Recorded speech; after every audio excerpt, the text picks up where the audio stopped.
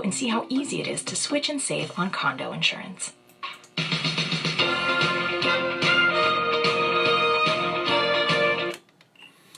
Tri-City Sports Now, home of me, Marky Billson. And in this hour, we're going to talk a little bit about expanding the college football playoff, hopefully Colton Sissons, and also the odds for basketball. In other words, college basketball odds for the upcoming season. We're going to talk about all those things up, and away.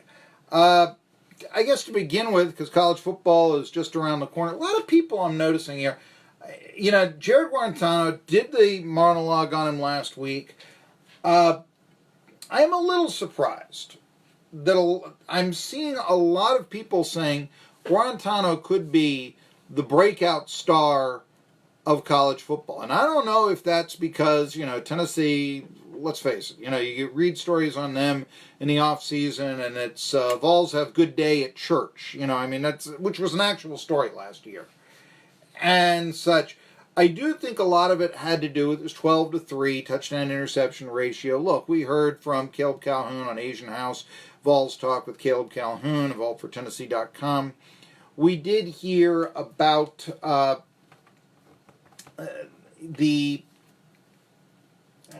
we heard about how Guarantano was under the rush a lot last year. And all told, stats were pretty good. Problem is, there are times where maybe stats don't tell the entire story. You ever get to that? 12-3 TD to interception ratio sounds good, but ultimately, wasn't a whole lot of touchdown passes, and ultimately, it wasn't a whole lot of passing yards. And Guarantano became, in my opinion, the sort of, quarterback, he doesn't throw interceptions, that, well, the argument against that is he doesn't take chances.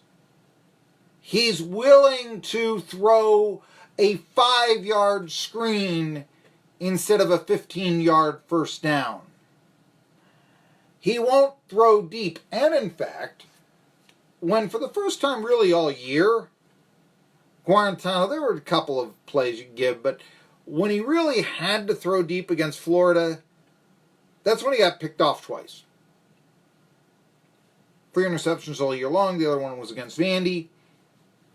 There was something missing. Now, statistically, like I said, 12-3 TD to interception ratio. 8 yards per pass. Not bad. I am intrigued to see if Guarantano is going to be encouraged to run more. I know that Jim Chaney has said he wants him to take more control of the offense. No Vols offensive coordinator, Jim Chaney. It'd be interesting to see how that goes. I doubt he's going to be calling his own plays like the old days, but, So those are the things. I think that if he is kept as a drop-back passer, he will mature. If he is asked to become more of the running dual-threat quarterback that he was under Butch Jones and Brady Hoke, he will not excel. That I don't think will help you out as a passer. I still, though, like I said, he seems to be that sort of last year, didn't throw a lot of interceptions because he didn't take that many chances. Now, you can tell me all you want that he was under a heavy rush, but like I said yesterday, Vols with Trey Smith, Vols without, and still don't know if Trey Smith is going to be back. With Trey Smith, beat Auburn. Without Trey Smith, blown out by Missouri and Vanderbilt. Barely beat Charlotte. 14 points, that's all. What kind of a rush did the 49ers really put on Guarantano anyway, though? You talk about... That's why I say, maybe stats don't tell the entire story. But I am seeing a lot of, this is a player to watch and all that. My player to watch in East Tennessee this year is the same as Jim Johnson of SouthernPigskin.com. I think the player to watch is going to be Tyree Robinson, defensive back. He thinks he's the best player in the whole SoCon. Okay, Nasir Player was preseason all SoCon defense, ETSU, but still. ETSU should have, even without Dylan Weigel, the best defense in the Southern Conference this upcoming year. Even with Adrian Hope at Furman, sacking all those quarterbacks. Testament to Billy Taylor. Testament also, they were able to get guys to come back, like Folks and such. Jarrett Folks. Okay. We often talk about expanding the college football playoff. When I say we, I mean football media and fans as it is. I am not in favor of that. I think I told you that in the last segment how boring the pennant races were for the wild card, because we don't really think that the wild card is a contender. And I don't necessarily see a lot of tremendous interest in the wild card. Like I said, I mean, hey, the Indians are in line for the wild card. Their attendance is down.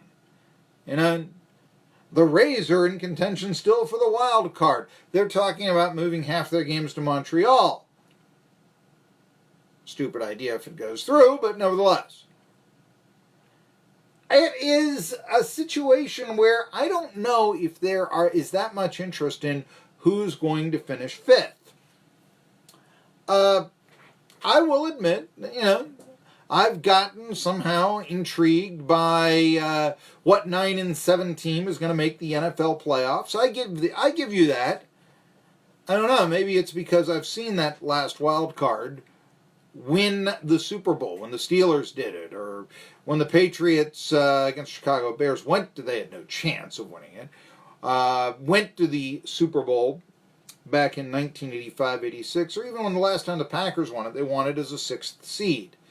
One of the reasons why is the Steelers in 2005-06 and the Packers in, 2010-11, they were both, you know, they had quarterback injuries to Roethlisberger and Aaron Rodgers. And so they weren't able to win all the games that they thought they would. And so, sure, they didn't get the seeding. But they were able to win in the playoffs. I'll give you that. That sometimes happens. But just a lot of times it's the mediocre make an end. And also, shouldn't the regular season count for something? I mean, shouldn't the team's depth count for something? Hey, look, you know, Carson Wentz went down for the Eagles. They still won the Super Bowl. Think about that. So, you know, it's about depth. I mention all of this because the Big Ten would like to expand the college football playoff. Now, the reports are that there is not going to be the opportunity to expand the college football playoff until 2026. If you look, the Mountain West came out with a new bowl alignment here today or yesterday or whatever. It was through 2025, and it was for a lot of games that you don't care about. You know, I mean, here are new bowls out there. Okay, fine. If you're a Mountain West fan, fine. But if you're a Mountain West fan, you're not living in the Tri-Cities, Tennessee area. So, you know. Over here, that's when the commitment to the 4-team playoff and the current bowl structure goes through 2025. After that, yeah, possibly. And now that the Big Ten is saying, hey, we'd like to get in more teams, we'd like to expand it, I'll tell you what. And I think now that it will happen, not that I think it should, because I don't want to see 9-3 teams win the national championship. And ultimately, that's what's going to happen. And then instead of who's number 1, we focus on who's number 8, and we focus on mediocrity. Look, the Big Ten would like to expand a college football playoff. The Big Ten is the most influential sport conference in college athletics. I did not say it was the best. I said it was the most influential. It used to be you could play baseball in January, and the Florida schools did. The Big Ten did away with that. They wanted to be more competitive, obviously. And so then we have Michigan playing Vanderbilt for the national championship. Okay, or Oregon State winning it in consecutive years in the College World Series. So there you go. But the Big Ten has been that sort of conference that's often been left out. Remember in 2016, the controversy. Penn State should have made it instead of Washington, even though Penn State lost one more game than Washington did. But if you got 8 teams in, yeah, the Big Ten will be represented. Big Ten really has not done anything in the college football playoffs since 2014. That's when they made it, and Ohio State won it that year. So, all right. But the Big Ten has been left out of the past 2 college football playoffs, and they don't like that. And I do think that maybe there is a bit of, geez, Alabama and Clemson again? Here's a problem. Oh, sure, Big Ten will make it into your satisfying mediocrity. Now, I don't know. Maybe an 8-team playoff would be better if we could get rid of some of these bowls. 80 teams, there are only 131, 80 teams are going to make bowl games this year. A lot of them you don't care about. What I mean by that is both bowl and team.